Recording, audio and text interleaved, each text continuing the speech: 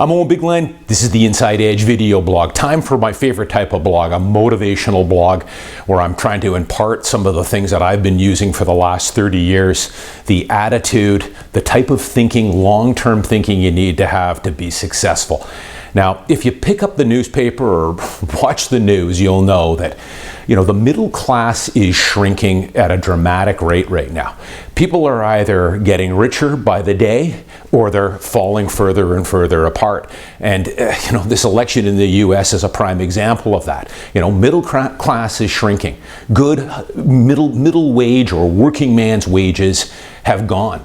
And the cost of living is going up, especially in some of the major cities in North America. It's basically boiling down to this. You're either getting ahead or you're falling further behind.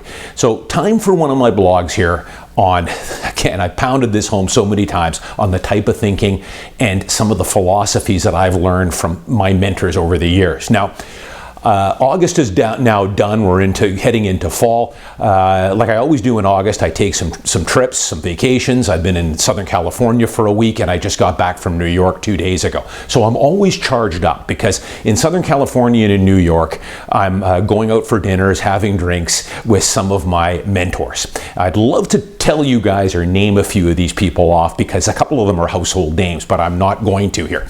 But let's just put it this way. They are very high net worth individuals, very successful people, CEOs, Fortune 500 companies, net worths easily in the $100 to $200 million range. I'm fortunate enough to know some of these people and have befriended some of them. And one of the big things that I take away from this is just the interactions, just the things that I learn in being around these people. And, we'll talk everything. We'll talk about stocks. I'm fortunate enough I've got a good friend of mine who is in the private equity business in New York who's helped me throughout the years with my stock portfolio. We'll talk stocks. We'll talk trade tariffs, Chinese trade. We'll talk a lot about real estate, the economy, the elections coming up next year. But one of the things that I've wanted to do a blog on here for a while is just some of the traits that these people possess and the traits that I've like to think that I've developed over the last 15 or 20 years that I want to share with you guys. And these successful people all have a lot of things in common. They're one thing that I'd like to call what one of my friends calls is they're all far beyond driven.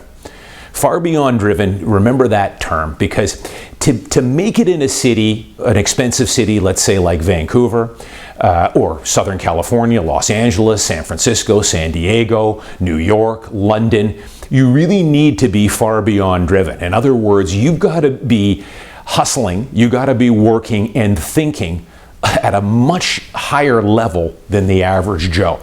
Because I know some people don't want to hear this, but a city like Vancouver, with our real estate prices and cost of living, it is now gotten out of the reach for the average guy. And that's not the way Vancouver is. There's probably 50 cities I can name off here that are like that. Any desirable cities, any aspirational cities have all got high real estate prices and high costs of living. It's not for the masses. But you have to decide and do what I like to call the mirror test. Do you want to live in a city as great as Vancouver? If you do, you're going to have to work for it. You're going to have to be far beyond driven to make it in a city like this. I'm here to tell you that it's worth it. You'll enjoy the ride. So I'll just kind of reaffirm some of the things that I've talked about for many years here, about the attitude, the long-term investor attitude as far as the speculator attitude. But then I'm going to give you some things here that I haven't talked about and I've been wanting to for a while. The traits of these successful people. They all have what I call, they've all optimized their life or their lifestyle. And I'm going to share some of the things that I've done over the years that's made a huge difference to my productivity, how I think, how I feel, everything else. So, just in a nutshell, as you guys know, you have to develop that long-term investor mindset. All my friends here and all my mentors that I know in New York and Los Angeles, as well as in Vancouver, that are successful, all have the investor mindset. They buy and they hold. It's pretty simple stuff. I'm a simple guy, and it's funny, most of these successful people are the same way.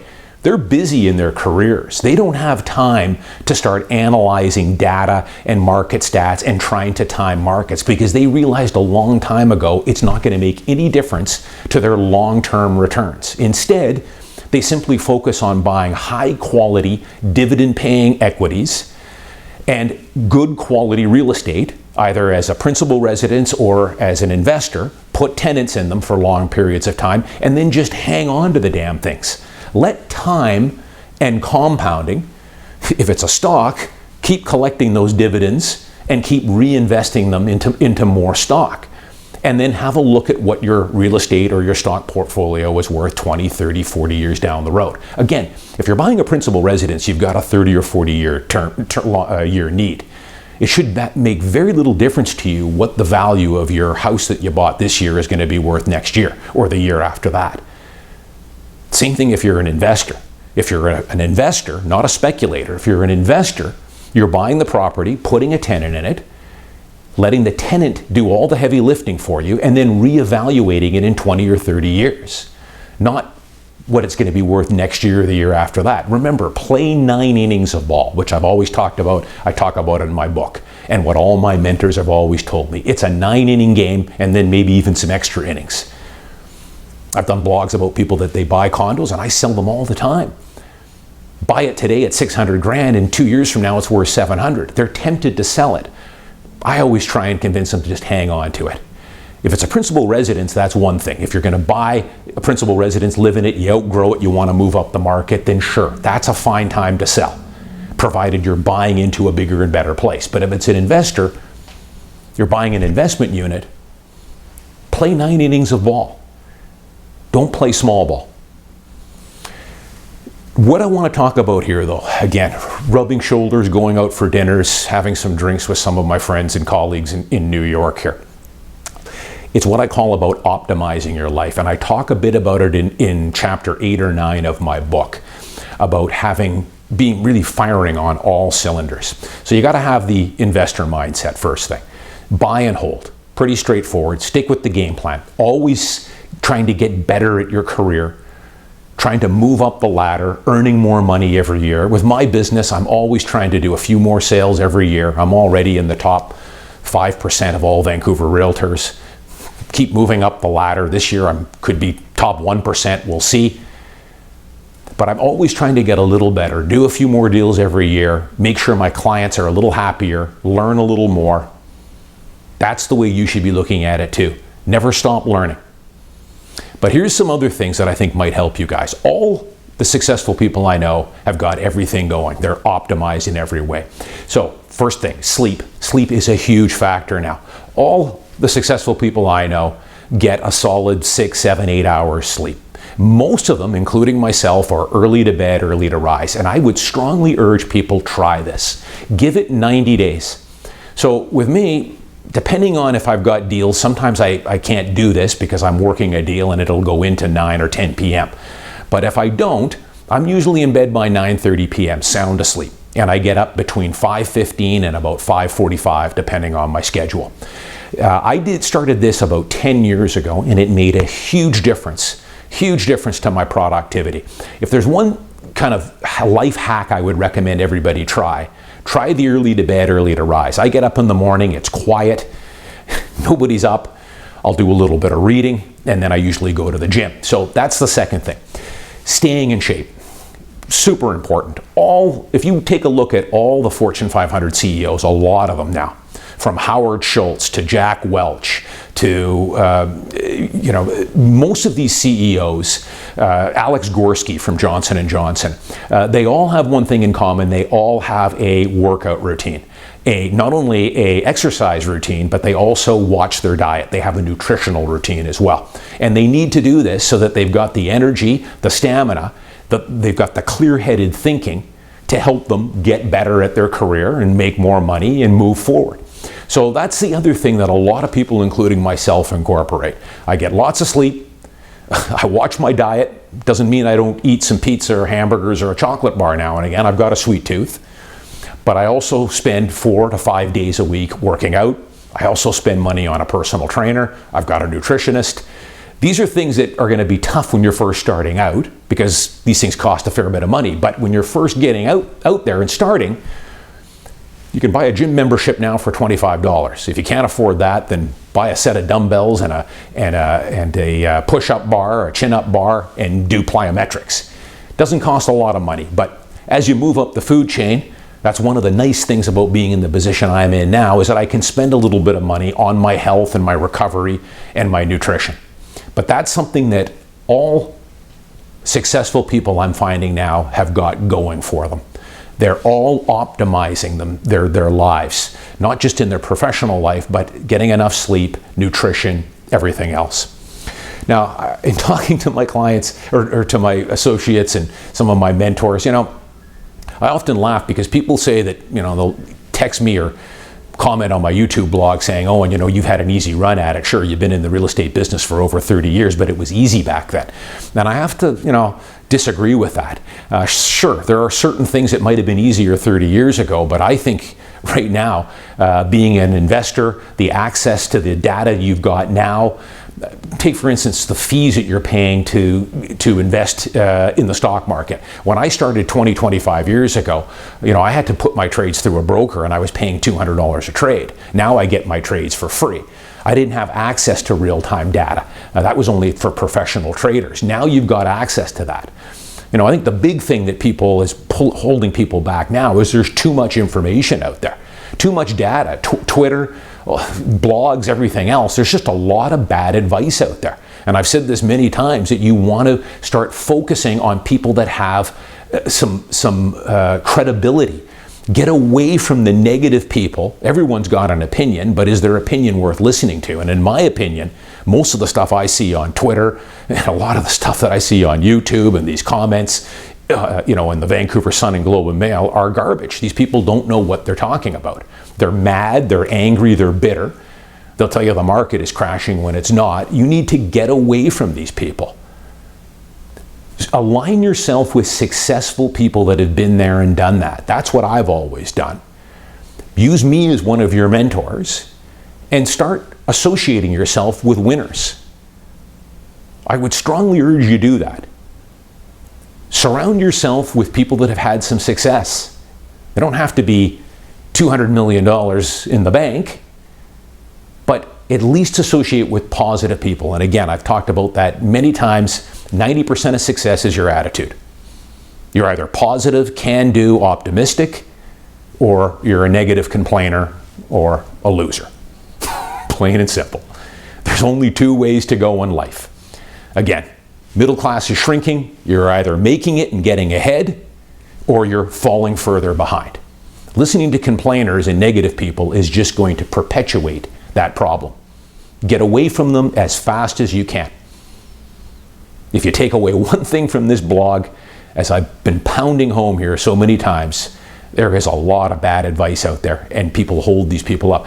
One of the things, I've talked about it many times. Somebody sent me a link on Amazon here, this book that I've talked about many times, the rent to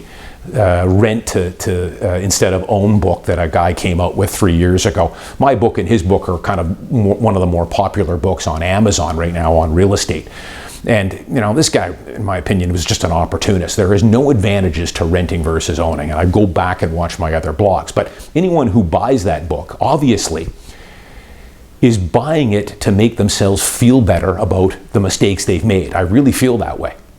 You want to get away from that. You need to be getting into positive books, ways to get ahead, as opposed to books that are justifying you spending $2,500 a month to your landlord. And I'm a landlord. Nothing wrong with renting short term.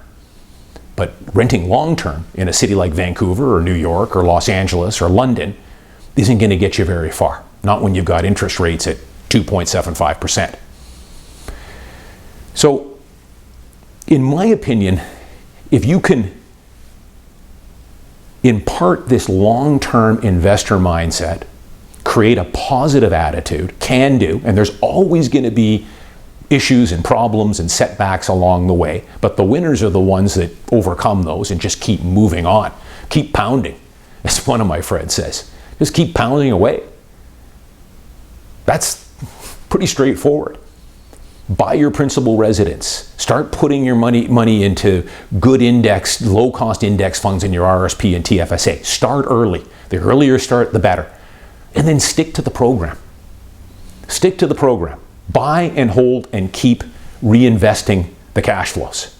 That's all there is to this. It's very simple. As I say, the bar is set low right now. I think it really is. If you can stick to these basic fundamentals that I'm imparting on you, and that some of my very successful mentors have imparted on me over the last 20 some odd years. It's worked for me. This isn't theory, it's practical stuff that I've been using, and it'll work for you as well. Stick to the program. The final thing I'll say on this, because we had this discussion with a couple of my friends in LA and New York, it came up about the media now and Twitter and all this other stuff. I had a guy many people on my YouTube blog here that will comment here about all this doom and gloom. You know, the elections coming up, the trade tariffs, interest rates, overpriced housing market. It never ends. I had to tell this guy, you know, you should probably stop watching the news. And that's my final bit of advice here. I stopped listening to the news 10 years ago. I don't watch the news. The news it's all negative. It's garbage. Not to mention the fact that most of it is just spin and hype. It's opinion now. What I do is when I get up in the morning, I have a news feed, a Wall Street Journal news feed that I subscribe to, and a couple of others that come in on my phone. I spend 5 minutes. I get all the news that I need to know about the economy, world politics, whatever, and then I'll spend about another 5 minutes on the stock market, where the futures are and some of the things that are in the news overnight. 10 minutes I spend a day. That's it. For the love of God, tune out some of these stations like CNN, otherwise known as the Constantly Negative Network. CNN is like shooting yourself with poison or with heroin. It really is. It's horrible. Get away from this stuff. I've blogged about it many times. Focus on you. Don't worry about these external factors. They come and go. They've been with me for over 30 years. I can tell you that what's in the news today, you're going to forget about a year and a half from now. Guaranteed. There's always some more dark clouds coming on the horizon. Once these Chinese trade tariff and war gets settled, there'll be another one down the road. It never ends. You almost have to put blinders on. It doesn't mean you're completely in the dark about what's going on, but limit yourself to 5 or 10 minutes at max. Focus on you. Buy your principal residence. Max out your RSP and TFSA. I suggest just buying simple, low-cost ETFs. And then later on, if you want, buy some good dividend-paying stock. Hold it, reinvest the dividends. Down the road, if you save the money and you're at a certain level, buy an investment property. Give me a call. I'll find you a good unit at a fair price. Put a tenant in it. I'll walk you through all the steps you're going to need to do, and just keep the thing for 20 or 25 years. It's that simple. But optimizing your life, you want to have all facets. You want to be firing on all cylinders. That's how you're going to rise above the masses in an expensive city like Vancouver. You got to be far beyond driven, and you've got to have everything firing, as I say. It can be done because I work with new young clients every single month that are doing it. Saving for the down payment, getting their first principal residence, investing in the stock market, getting their money working for them. And then 5 years from now, they'll probably call me up and take the next step about buying an investment property. Just stick with the program, stay positive, buy, hold. It's a simple formula, but it works. I'm Owen Bigland. As always, thanks for watching. I'll see you next week.